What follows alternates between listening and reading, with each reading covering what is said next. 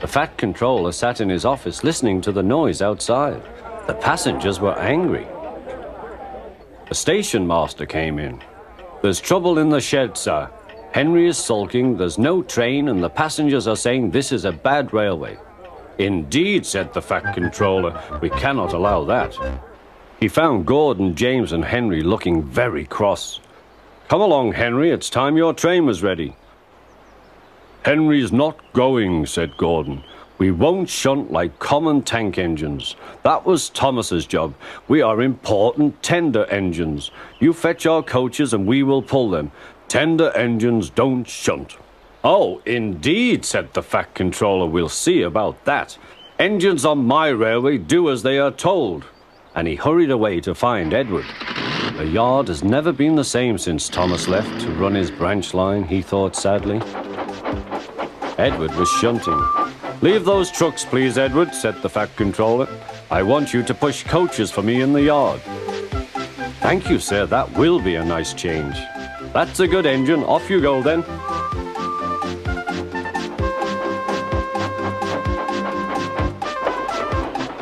So Edward found coaches for the 3 engines, and that day the trains ran as usual.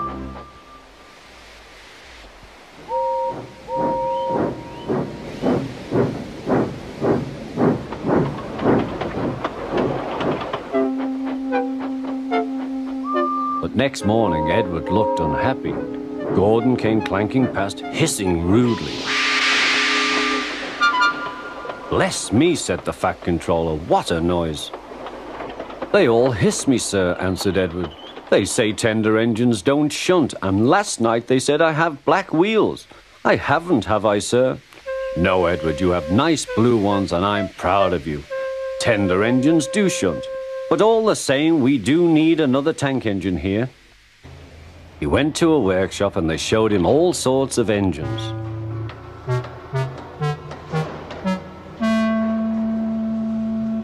At last he saw a smart little green engine with 4 wheels. "That's the one," he thought. "If I choose you, will you work hard?" "Oh, sir, yes, sir." "That's a good engine. I'll call you Percy." "Yes, sir, thank you, sir," said Percy, and the Fat Controller brought him back to the yard. "Edward," he called, "here's Percy. Will you show him everything?" Percy soon learned what he had to do, and they had a happy afternoon.